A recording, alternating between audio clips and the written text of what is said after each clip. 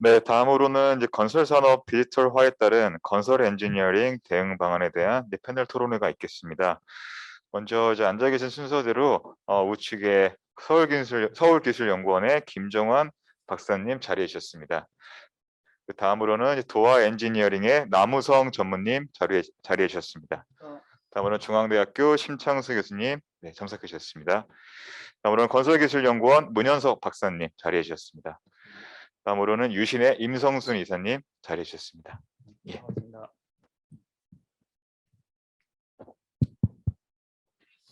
이제 토론회는 원래 지금 우리 혹시 줌에서 질문이 있나요? 좀 확인해 볼래요? 네. 토론회 우선 뭐 패널 분들 의견을 좀 듣고 그다음에 이제 플로어나 아니면 지금 온라인으로 참석하신 분들의 질문이나 아니면 의견이 있으면 공유를 하는 그런 식으로 진행을 할까 합니다. 이게 뭐 코로나 사태만 아니면 조금 크게 해도 되는데 이 온라인하고 오프라인을 겸용으로 하다 보니까 좀 제약은 있습니다. 그래서 우선 오늘 뭐 이 발표를 안 하신 분들 의견부터 제가 한 5분 정도 부탁을 드렸고요. 그래서 어떻게 김정환 박사님부터 의견을 좀 부탁드릴까요? 네. 네, 반갑습니다. 서울기술연구원 김정환입니다. 오늘 디지털과 관련된 건설 엔지니어링 분야의 대응 방안과 관련해 가지고 건설 엔지니어링 협회하고 한국 BIM 협회에서 이렇게 자리를 준비를 해주셨는데 오늘 굉장히 좋은 발표 잘 들었습니다. 앞서 이제 총 5분의 발표를 들으면서 그동안 좀 고민을 해왔던 부분들에 대한 부분이 좀 많이 해소가 되기는 했는데 여전히 좀 고민이 좀 남기는 합니다.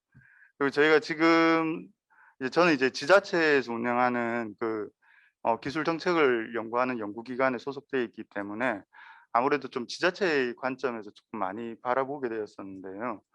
사실 건설 엔지니어링사 고민하는 부분하고 중앙정부 그리고 지자체 이런 각각의 사이에서 저희 지자체의 역할이 어떤 것들이 좀 필요할까, 그리고 그런 역할들이 어떻게 건설 엔지니어링사의 고민에 조금 해결하는 데 좀 도움이 될까, 그런 부분들에 대해서 조금 정리를 해서 말씀을 드리겠습니다.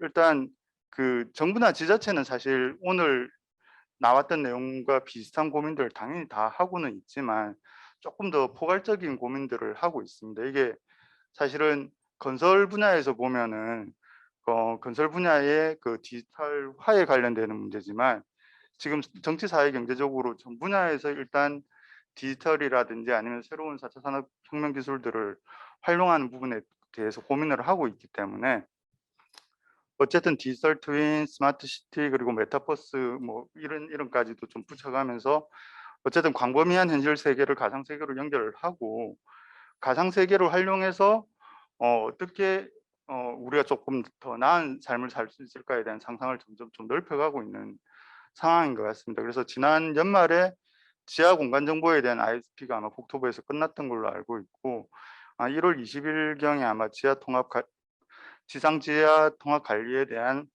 그 디지털 트윈 체계, 뭐 디지털 트윈 국토라고 예전에 처음에는 이름을 붙였었는데 그 ISP 최종 보고가 있었던 것 같습니다. 그래서 자료를 잠시 봤었는데 아직 뭐 최종은 아니지만 굉장히 많은 내용을 담고 있더라고요. 그래서 사실은 우리 그 기반 시설이 가지고 있는 정보들도 굉장히 방대하지만 그 이외의 정보들 그리고 소셜 정보들까지도 굉장히 많이 포괄을 한 다음에 서비스를 하겠다라는 큰 계획을 가지고 있어서 그 부분에서 저희가 어떤 역할들을 할 수 있을지 좀 고민이 됐습니다. 그리고 서울시 같은 경우도 좀 두 파트로 저희가 나눠서 생각을 해봤습니다. 통상 이제 공간 정보나 이제 도시 계획을 하시는 분들이 계시고, 그리고 우리가 건설 분야나 건설 유지 관리를 하시는 분야 두 분야로 이제 공무원들을 좀 나눠서 이제 저희가 좀 생각을 해보면은 작년까지 쭉 이제 스마트 서울 플랫폼 고도화 연구라든지 그 공공 IoT망 구축 사업 그리고 시설 환경 정보에 대한 IoT 사업 확대 같은 것들은 사실은 스마트 시티를 담당하는 분야에서 굉장히 좀 지속적으로 좀 추진을 해왔습니다. 사실은 저희가 보는 것보다는 조금 도시 전체를 바라다 보는 관점에서 그 진행을 하고 있는 것 같고요.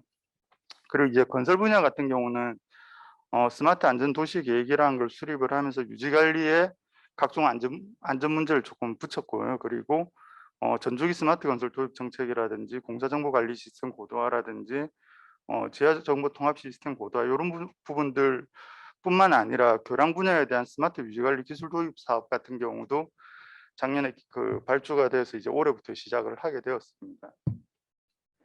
이제 여기서 가장 큰 차이점은 이제 그 스마트 시티를 주장하시는 분들은 어쨌든 디지털 트윈, 연결 통신망, IoT 통합과 이를 이용한 서비스 같은 디지털 기반의 인프라하고 통합 관리에 좀 초점을 더 많이 맞추고 있는 것 같습니다. 그래서 인프라를 구성을 하고 그 인프라를 통해서 어떤 서비스를 할 건가에 대한 좀 얘기를 많이 하고 있는데, 그게 아마 저 아까 문현석 박사님 얘기하셨던 포스트 BIM하고 나중에는 만나게 된 접점이 아닐까라는 생각을 조금 해봤습니다.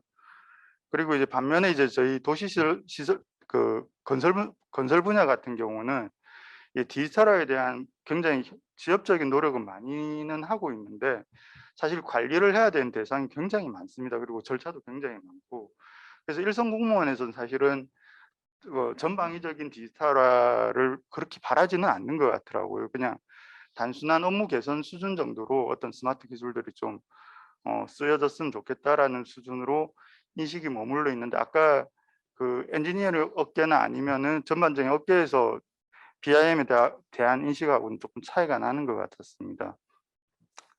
그리고 이제 아까 조금 논의되었던 부분 중에 건설 엔지니어링 분야에서 BIM 전생의 주기를 재사용하는 문제에 대해서 조금 논의가 있었는데, 사실은 저희가 서울시에 지속적으로 계획, 설계, 시공, 유지 관리 단계에 데이터를 통합하고 어쨌든 이 통합된 관리가 전체가 연계가 되어서 최종적으로는 디지털 트윈 플랫폼까지도 넘어가야 된다라는 주장을 하고 있는데, 뭐 정책을 결정하시는 분들은 그냥 솔깃해서는 들으시는데 실무단에서 잘 진행이 안 됩니다. 이게 부서 간 협업이 굉장히 조금 힘든 부분이 있어서 이게 과연 좀 빨리 이루어질까, 실질적으로 이루어질까 조금 고민이 되었습니다. 그래서 저희가 어쨌든 데이터를 공개하고 이런 거에 앞서 가지고 저희가 준비를 하고 있는 부분이 조직이나 운영이나 통합 정보 시스템에 대한 전반적인 내용들에 대한 계획을 정리를 해서 이제 서울시 BIM 도입 방안을 좀 준비를 하고는 있습니다. 이 부분이 이제 저희 발주 기관이 발주 건설 엔지니어링사들이 지자체하고 일을 하기 전에 좀 미리 준비를 해야 되는 부분이라고 생각을 했었고, 지금은 아마 그런 단계라고 생각을 하고 있습니다. 그리고 데이터 공개와 허용에 대한 부분과 관련돼서는 사실 저희가 좀 고민을 많이 하고 있습니다. 사실은 정보 자체가 가지고 있는 그 보안성에 대한 부분은 뭐 다들 알고는 계시는데, 사실 실제로 이제 이 정보를 공개를 했을 때 정보의 출처라든지 취득이라든지 변형 등에 대한 보안성 문제도 굉장히 좀 심각합니다. 특히 이게 민간하고 연계가 되었을 때는 굉장히 그런 부분이 사실 법적 분쟁의 소지가 많기 때문에 그런 정보 보안성 부분도 좀 해결을 해야 되는 부분인 것 같고요. 그래서 이제 일단 디지털 정보를 건설 엔지니어링에서 활용할 수 있는 거에 대해서는 뭐 동의를 한다고 하더라도 이게 아마 완전히 오픈될 때까지는 뭐 프로젝트 설계 한시적으로 사용하는 수준 정도에서 시작을 해가지고 좀 단계적으로 가는 것도 좀 방법이 아닐까라는 좀 생각이 들고 있습니다. 그리고 좀 시간이 많이 지났으니까 마지막으로 뭐 결론을 좀 내리겠습니다. 어쨌든 그 저 마지막에 그 빅블루 현상하고 관련해 가지고 말씀을 잠깐 해주셨는데, 사실 디지털 관점에서 보면은 인프라도 하나의 그냥 디지털에 불과합니다. 그리고 디지털이 메인이라고 저희가 생각을 한다고 보면은 디지털 분야 사람들은 당연히 그 시장의 주도권을 본인들이 가져가려고 하고 있습니다. 그리고 실제로 그런 현상들은 각소에서 많이 일어나고 있습니다. 예를 들면 스마트 건설법 제지를 했던 것도 마찬가지고, 행안부에서 진행하고 있는 그 급경사직 개척업 같은 경우도 스마트 개척을 도입을 하려고 하니까 정보통신 분야에서 그 제도에 대한 이의 제기를 하더라고요. 왜 건설업 하는 사람들만 이 일에 참여를 할 수 있게 해주냐. 어쨌든 그들이 주도권을 좀 가지고 가려고 하는데, 그러려 그러면 어쨌든 건설 산업이 정체성을 확보를 하고 그리고 디지털화나 스마트 기술을 도입해서 적응하는 데까지 좀 시간이 필요한데 사실은 코로나 이후에 이런 디지털화가 급격하게 이루어지고 제도에 대한 개선 이런 것들을 좀 많이 요구를 하다 보니까 사실 자체적인 경쟁력을 가질 수 있는 시간이 조금 부족하지 않나라는 좀 생각이 들고 있습니다. 그래서 지금 디지털화에 좀 매몰돼 가지고 너무 급하게 가는 것보다는 사실 이 BIM도 마찬가지고 조금씩 천천히 가는 것도 저희의 경쟁력을 강화할 수 있는 방법이 되지 않을까라는 생각이 들었고, 아까 그 문현석 박사님 말씀하셨던 개방과 공유를 통한 지식화 굉장히 오늘 꽂혔던 말 중에 하나인데, 요런 경쟁력을 좀 확보해 가면서, 그리고 또 하나 저희가 마지막으로 좀 고민을 해 줬으면 좋겠는 게 그 인력에 대한 부분이기도 하는데, 결국은 인력의 유입과 뭐 이런 부분들 때문에 인력이 유지되거나 증가되거나 이런 굉장히 낙관적인 전망을 하는데, 그 인력의 유입이 과연 우리 전통 건설업을 하는 사람들의 인력의 유입인지 아니면 정보통신 분야의 사람들이 유입이 되는 건지, 그래서 전체적인 건설 분야의 업계가 유지되는 분야에 대해서도 같이 조금 고민을 하는 것도 필요할 거라고 생각을 하고 있습니다. 이상입니다. 네, 고맙습니다. 이게 뭐 사실 서울시가 어떻게 보면 올해 이 전면 비임 도입하기 위한 액티비티를 본격적으로 하신다고 했는데 작은 한국이거든요. 건설 분야의 모든 시설물이 다 들어있어요. 그래서 제가 서울시는 조금 국토부보다 더 중요한 주체일 수 있습니다. 왜냐하면 국토부는 이제 지금 보면 도로, 철도, 항공 뭐 이 정도 수준에서 있는데 환경부, 해수부, 뭐 행안부 할 것 없이 다른 시설물들은 관리를 못 하잖아요. 근데 서울시는 다 있어요. 이게 주택까지 포함해서. 그러다 보니까 이제 여기서 결정하는 방향성이 이게 굉장히 중요한 것 같고요. 그 다음에 이제 디지털 전환할 때 인프라에 대한 가버넌스를 건설 산업이 놓치지 않게 꼭 해야 될 것 같습니다. 이 부분도 우리가 꼭 신경을 써야 되는 상황으로 보입니다. 고맙습니다. 그다음 우리 도화의 남우성 전무님 의견을 부탁드립니다. 우선 먼저 그 금해 건설산업 디지털에 따른 건설 엔지니어링 대응반환 연구 그동안 그 BIM 도입을 해서 연구에 참여해 주신 분들의 고민들이 많이 포함되어 있다고 보여집니다.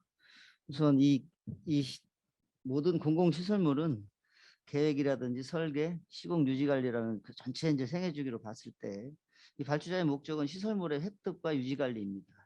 사실은 계획 단계부터 유지 관리는 전 과정에서 종로의 프로세스를 벗어나서 효율적이고 효과적인 수단을 통해서 이러한 목적을 달성하는 마지막 단계가 이제 BIM이라고 뭐 저희들은 생각하고 있습니다. 그렇지만 사실은 이러한 목적을 달성하기 위해서는 몇 가지 이제 원칙이 이제 전제가 돼야 되는 부분이 있습니다. 이 부분은 제가 이제 건설 엔지니어링 업계에 있기 때문에 업계 입장에서 말씀을 드리겠습니다. 사실 어떤 이런 사업을 하려고 그러면요, 몇 가지 원칙이 있습니다. 그 예를 들어서 민간 투자 사업을 빌어서 말씀을 드리면 그 4대 원칙이 있습니다. 첫 번째 원칙이 뭐냐면 이 수익자 부담 편익의 원칙이라는 부분이 있습니다. 이 고편익에 상승해서 가장 수익을 많이 보는 그 사람이 사용하는 사람이 부담을 해야 되는 부분입니다. 좀 전에 그 설문조사 결과에서도 나오고 이전에 설문조사에도 결과에서 본 바에 의하면 사실은 이런 그 BIM을 도입을 함으로써 가장 먼저 수익을 보는 입장은 발주자, 시공자 또는 유지관리자입니다. 사실은 뭐 저희 건설 엔지니어 업계 별로 수익의 편익에 대해서 별로 이렇게 많이 있지 않다고 생각합니다. 다음은 그 수익성에 대한 원칙입니다. 사실 이게 수익성이 담보가 돼야 되는 부분입니다. 저희들이 이런 BIM을 도입을 해서 이거 한다고 하더라도 이런 거에 대한 수익성이 담보가 돼야 되는데 아까도 말씀드렸지만 그 뭐 전체 설계비 한 8%에서 10% 이건 전혀 수익성이 담보가 되지 않는 그런 부분입니다. 세 번째가 이제 사업 편익에 대한 원칙이 있어야 됩니다. 편익. 이런 그 사업을 우리가 이제 조기에 이제 기술자들을 이제 투입을 해가지고 이런 부분에 대해서 빨리 양성을 하고 기술자들을 양성을 하고 이런 부분을 통해서 이게 이제 그 편익이 이제 조기에 창출이 돼야 되는데 사실은 그거 현실적으로 고려하기 어렵습니다.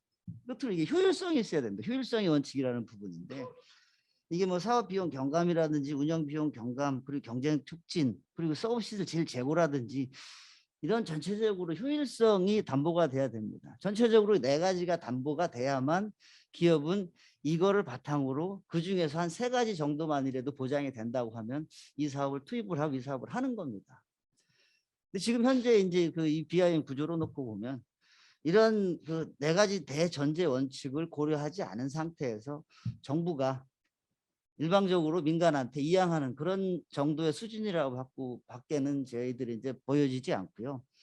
두 번째는 이게 이제 왜 정부가 주도를 하느냐에 대한 문제입니다.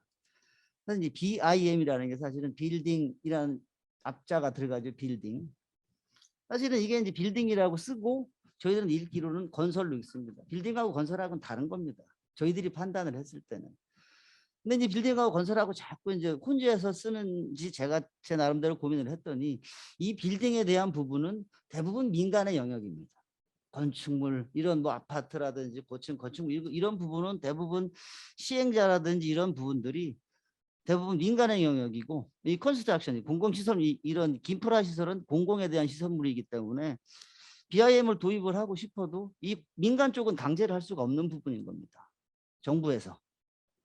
이 BIM 이 모델링 좋으니까 민간의 아파트 질 때 건물 질 때 이런 부분들 다 강제적으로 하세요라고 할 수 있는 그 제도적인 그 장치가 마련되어 있지 않거든요.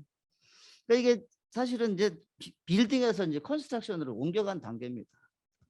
사실 이렇게 옮겨와 가지고 저희들한테 이제 부담으로 사실은 온다고 생각을 하는 부분이거든요. 그래서 이런 부분이 전체적으로 좀 더 상세하게 또 면밀하게 검토가 돼서 아까 옆에 그 연구원님도 말씀하셨지만 서울시에서 오신 분도 말씀하셨지만 이런 부분들이 전체적으로 다시 한번 검토가 된 다음에 도입을 해도 늦지 않지 않겠느냐라고 말씀을 드리고요. 두 번째 문제가 뭐냐면 이게 이 교육의 대상입니다. BIM 교육의 대상. 이 BIM 지금 현재 BIM 기술자를 양성을 한다는 거는 저희들이 이제 받아들였을 때는 저도 물론 그 뭐 상하수도 기술자로서 한 30년 넘게 하고 있습니다. 저희들이 받아들이는 기술자는 이 교육의 대상의 문제입니다. 우리가 지금 현재 일반 사람들이 생각하고 있는 BIM 기술은 뭐냐면 BIM을 조작하고 그릴 수 있는 기술입니다. 사실은 이거는 BIM 기술이라고 저희들은 받아들여지지 않거든요. 아까도 여기 좀 설명하시면서 그 구조물이 어떤 구조물이 교량 구조물이 어떤 형식인지 저도 잘 모릅니다. 근데 그 구조물을 그리기 위해서는 사실은 지금 현재 고도의 숙련된 특급 기술자들 안에 기술사 분들이 그 BIM 기술을 거꾸로 교육을 받으셔야 돼요. 이런 구조로 놓고 봤을 때는 이게 이제 그냥 좀 여담으로 말씀드리면 BIM 기술자는 옆에 앉아서 조작을 하고 정말 나이 드신 저 같은 흰머리 많은 분은 서서 BIM 기술을 조작할지 모르기 때문에 이거 이렇게 해봐 이렇게 해봐 이렇게 해봐 이런 형식으로밖에 지금 받아들여지지 않습니다. 실질적으로 그렇게 하고 있고요. 그리고 세 번째는 뭐냐면 이 인프라 부분입니다. 인프라 부분도 사실은 뭐 저희 회사가 사실은 저희 뭐 업계에서는 가장 뭐 저기 하기 때문에 BIM 인프라 쪽으로는 그 뭐 시스템 쪽으로만 말씀드리면 가장 많이 구축을 해놓고 시스템도 보유하고 있다고 생각하고 있습니다. 그렇지만 그런 인프라가 과연 우리도 이 수용하기 어려운 상태에서 과연 나머지 분들은 이런 부분들이 이제 수용하기가 과연 수용할 능력이 되는지 예를 들어서 그렇습니다. 저희들 BIM 아마 여기 계신 분들 정확하게 잘 모르시겠지만 옛날에는 제가 입사했을 때 회사에서 샤프펜 그리고 독일제 샤프펜 그리고 뭐 그리고 이 빗자루를 주시더라고요. 이 빗자루가 뭔가 했더니 도면 그리면서 계속 지우고 이제 쓸어내라고 빗자루를 주셨어요. 이 BIM이 정책이 된다고 그러면 저희들은 신입사원들한테 뭐를 공급을 해줘야 되냐면 BIM 시스템을 공급을 해줘야 됩니다. 근데 샤프펜하고 BIM 시스템하고는 다른 게요. 샤프펜은 잃어버리지만 않으면 10년, 20년 씁니다. 근데 이 지금 현재 이제 지금 그 시중에 판매되는 BIM 시스템은요. 제가 어제 조사를 해봤더니 한 카피당 380만 원이에요. 380만 원을 사주는 게 결코 아닙니다. 매년 380만 원씩 유지관리비를 내야 되는 거예요. 380만 원 같으면 저희 뭐 그냥 일반적인 그 연봉을 받는 신입사원의 10%를 그냥 이 BIM을 하려고 연봉의 10%를 그냥 주는 겁니다. 그리고 이 BIM 그 공급하는 쪽에서 체계가 다른 게 뭐냐면 지금은 이제 다 개별 라이센스로만 쓸 수가 있습니다. 개별적으로만. 그러니까 내게 아니면 그 불법인 겁니다. 그래서 이런 전체적인 인프라 구축에 대한 비용도 조금 더 감안을 하셔야 될 것 같고요. 또 하나는 마지막 단계에서 이제 아까도 그 건설기술연구님께서 말씀하셨고 심 교수님께서도 말씀하셨지만 언제 어느 곳에서나 다 이렇게 BIM을 원격으로 제어할 수 있는 그런 부분이 도입이 돼야 되거든요. 그것도 결국은 비용입니다. 사실은 저희들이 가장 두려워하는 부분이 뭐냐면 어찌됐든 BIM은 할 수는 있습니다. 시간이 걸려서요. 근데 발주처가 받으실 준비가 되셔야 되는 거예요. 거기에 프로그램이 깔려 있어야만 그분들도 하실 수 있는 겁니다. 거꾸로 그분들도 거기에도 토목, 건축, 기계, 전기, 무슨 화공 이런 각각의 직군분들이 계시거든요. 그분들 컴퓨터에 이 BIM 시스템이 탑재가 되어 있어야만 원격으로 되고요. 그런 게 탑재가 되어 있지 않은 상태에서는 이게 두 가지가 문제가 있습니다. 첫 번째는 조금 제가 뭐 이런 토론에서 말씀드리면 안 되겠지만 그분이 잘못한 게 두 가지가 계실 거예요. 이 BIM 시스템이 그 컴퓨터에 탑재가 안 돼 있으면 첫 번째는 뭐냐면 이분은 공무원의 공직에 계신 분들의 고유의 그 이 설계 도서를 검토해야 되는 고유의 권한이 있습니다. 그 BIM이 안 깔려 있으면은 검토를 하셨다고 그러면은 그분은 뭘 하신 거냐면은 불법을 하신 거예요. 불법 소프트웨어를 깔아서 BIM으로 저희들이 납품을 했는데 그걸 검토를 안 하셨어요. BIM 시스템이 있지를 않는데 그럼 불법을 하신 겁니다. 두 번째는 BIM 시스템이 깔려 있어서 준공검사가 그냥 대충 넘어갔다고 그러면 그분은 직무유기를 하신 겁니다. 그래서 사실은 이런 그 인프라 부분들이 저희들만의 구축을 해서만 되는 건 아니고요. 전체적으로 다 발주처도 그렇고 저희도 그렇고 시공하는 시공사도 그렇고 하도급사, 제하도급사 이런 인프라들이 다 구축이 돼야만 결국은 이 목적이 실현이 되는 거라고 생각이 들거든요. 그래서 그런 부분에 대해서 말씀드렸고요. 추가적으로 심 교수님께서 아주 좋은 말씀을 한번 해주셨어요. 제가 오늘 그 교육 자료 중에서도 보면 디지털 트랜스포메이션으로 가기 위한 5가지 핵심 과제라고 그 문현성 연구원님께서 발제를 해주셨는데 마침 여기에 보면 이 그림 도표로 신호등으로 이렇게 놓고 보면 신호등의 이제 상수도 쪽이 이제 그 신호등에 의미하는 게 이제 저희들이 몇 단계까지 갔는지 모르지만 그 단계로 놓고 봤을 때 저희들이 그 상수도 자산관리 시스템이라는 거를 예를 들어서 도입을 했습니다. 지금 정부 중앙 정부도 그렇고 뭐 광역 그 지방 정부에서 많이 도입을 하고 있는 실정입니다. 근데 사실은 이 포커스가 어디에 맞춰져 있냐면요. 이 시스템에 포커스가 맞춰져 있습니다. 시스템 구축하는데. 근데 아무리 좋은 시스템이 구축이 되어 있다고 하더라도요. 저도 인벤토리라고 합니다. 데이터, 속성값. 이 속성값이 정확한 데이터 값이 들어가야만 그 시스템이 가장 효율적으로 발휘를 하는 겁니다. 근데 이런 속성값에 대한 비용은 상당히 투자를 아끼세요. 예를 들어 이 시스템을 구축을 하는데 드는 비용이 40억이라고 그러면 인벤토리, 조사죠. 그러니까 지하시설물 조사라든지 이런 거에 대한 속성을 조사하는 대한 투자에 대한 비용은 상당히 인색하시거든요. 그런 속성값이 옳지 않은 속성값, 맞지 않은 속성값이 이 시스템에 좋은 시스템에 들어간다고 하더라도 이게 원만하게 이 시스템이 그 운영이 되고 동작이 된다고 저는 보지 않습니다. 그래서 이 부분과 마찬가지로 전체적으로 이런 부분도 다 감안을 하셔서 BIM을 도입을 하시는데 조금 서두르지 않으시더라도 이런 부분까지 다 감안을 하셔서 도입을 해도 저는 늦지 않다고 생각을 합니다. 그리고 끝으로 사실은 심 교수님 제가 다른 뭐 토론회 공청회 이런 데 많이 다녀보고 뭐 듣기도 했는데 건설 엔지니어링 업계를 대변해서 가장 속 시원하게 가장 가려운 곳을 잘 긁어주셨다고 생각이 들어서 이 자리를 빌어서 감사하다고 말씀드리겠습니다. 네, 고맙습니다. 저희가 지금 시간적 여유가 있다고 생각했는데 점점 시간이 쫓기고 있습니다. 예. 그다음에 우리 유신의 임성순 이사님 의견 좀 부탁드립니다.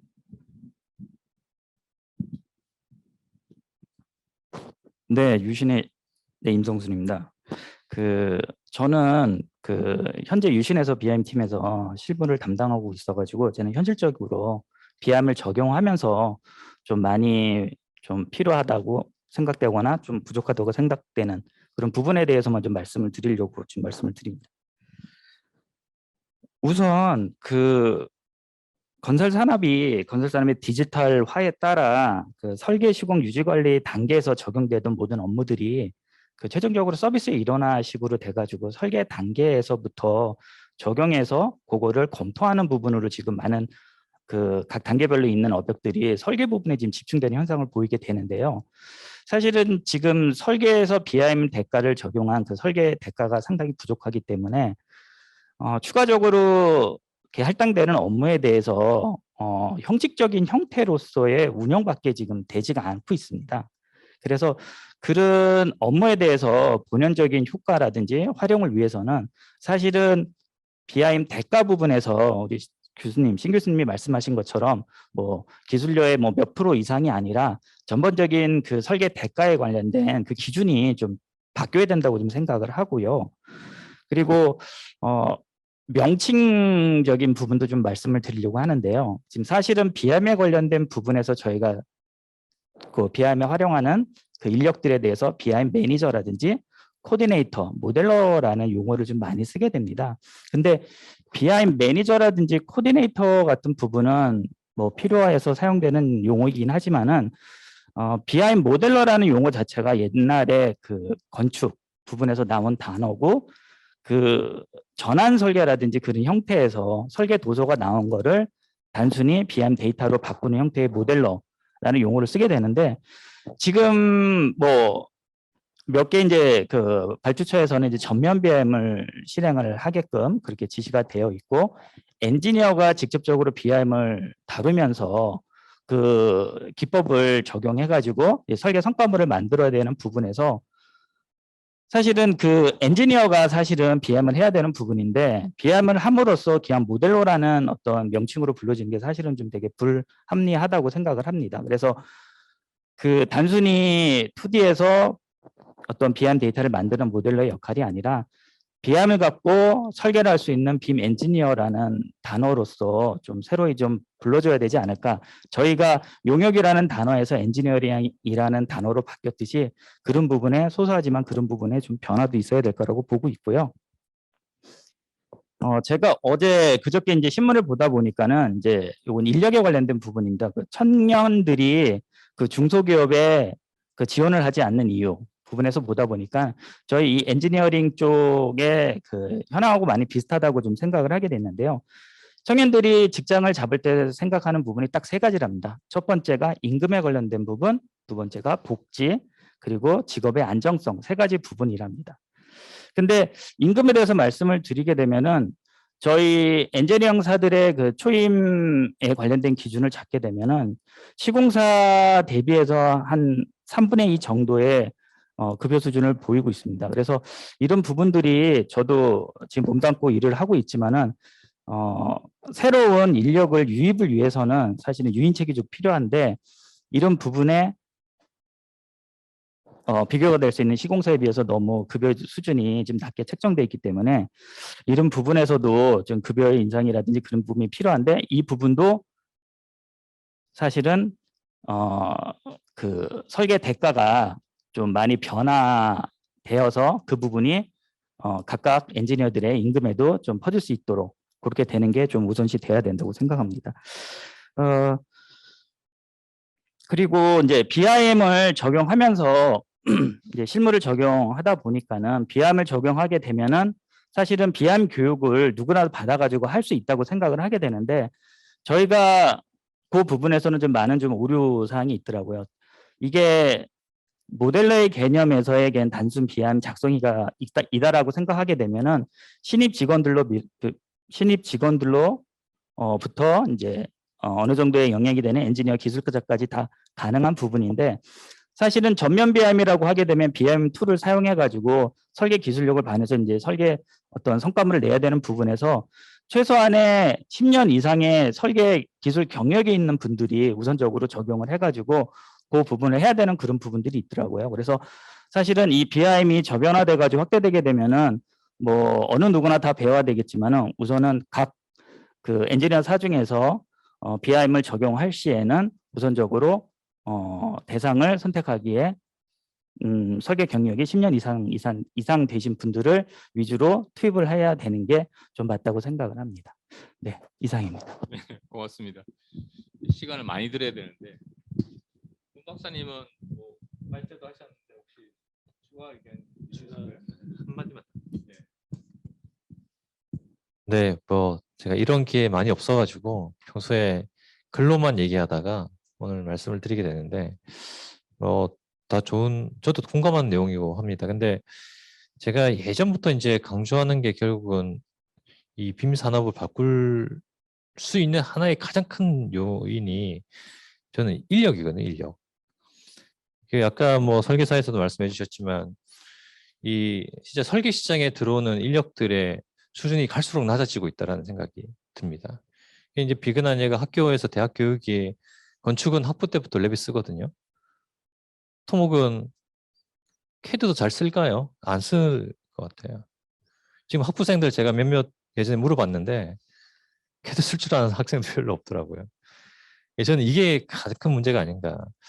이제 정부는 제가 볼 때 내가 이제 1차원적으로 생각을 하니까 민간이 요구하는 거를 직접적으로 받지만 오히려 그 밑에서 인력을 수급받는 차원에서의 대학 교육이나 이런 것들은 상당히 좀 부족하거든요. 그러니까 이게 이제 뭐냐 그러면 우리가 그 이제 정부에서 뭔가 교육 제도를 만들거나 아니면 교육부를 통해서 한다고 하지만은 국토부는 사실 교육부와의 또 이해관계가 있기 때문에 직접적으로 교육부와 연계를 좀 꺼리는 부분도 사실은 좀 있고 이제 설계사 입장에서는 결국은 개인당 수익성을 발휘해야 돼. 뭐 예전에 제가 들어보니까 과거에 1인당 수익성이 4억에서 5억 정도 됐다고 하는데 요즘엔 한 2억도 안 된다고 얘기를 하더라고요. 결국은 이제 설계사의 디테일하러 가기는 하지만 재산성이 낮아지는 부분들. 저는 이게 인력에서의 오는, 그러니까 이게 밑에서부터 단계적으로 이 밑에 인력들이 단계적으로 설계사를 의 변화를 이끌어내는 사람들로 바뀌어야 되는데 현재의 체계 내에서 이 사람들을 현재에 맞게끔만 적용을 시키려고 하는 부분들이 많다는 거죠.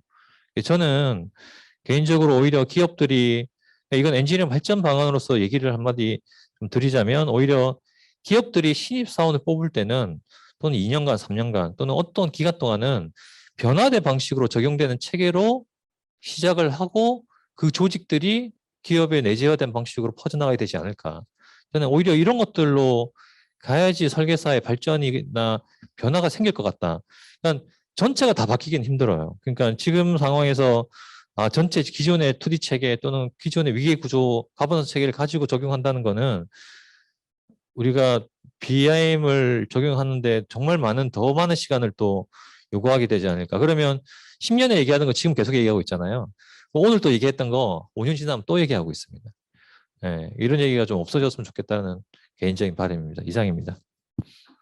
네, 고맙습니다. 저희가 뭐 12시까지 뭐 그래서 제가 뭐 별도로 추가 의견을 드리긴 좀 그렇고 뭐 어쨌든 흐름은 엔지니어링 쪽에 점점 많은 데이터가 몰릴 수밖에 없고 거기가 이제 전체 건설 사업의 가버넌스를 가질 수밖에 없는 흐름은 분명합니다. 분명한데 이제 그 과정에서 지금 어려움을 느끼고 있는 거고요.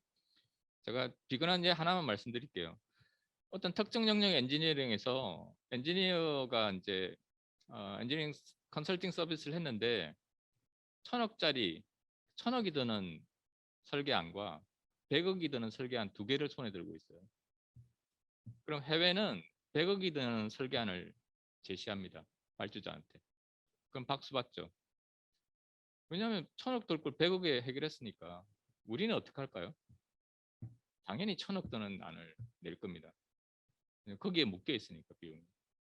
그게 아까 제가 말씀드린 데이터의 가치나 이 엔지니어링 저지먼트의 가치가 훨씬 큰데 그냥 단순히 시공을 하기 위해서 성과표만 내라.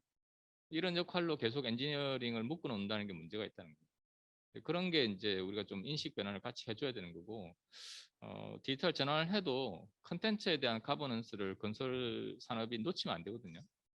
그런 부분에서 조금 관심을 더 가져주시면 좋겠고 저희가 이제 이 배포한 자료가 있지 않습니까? 앞쪽에 있는 그 한글 문서는 저희가 오늘 토론 결과도 그렇고 우리가 이제 협회랑 계속 디스커션을 해서 마무리가 되면 관련 기관들에 대해 좀 배포를 하려고 합니다. 공유도 하고.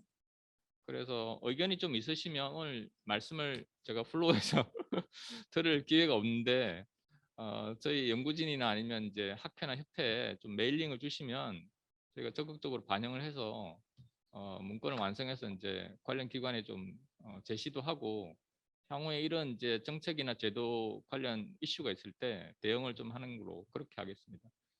오늘 참석해 주셔서 감사합니다. 고맙습니다.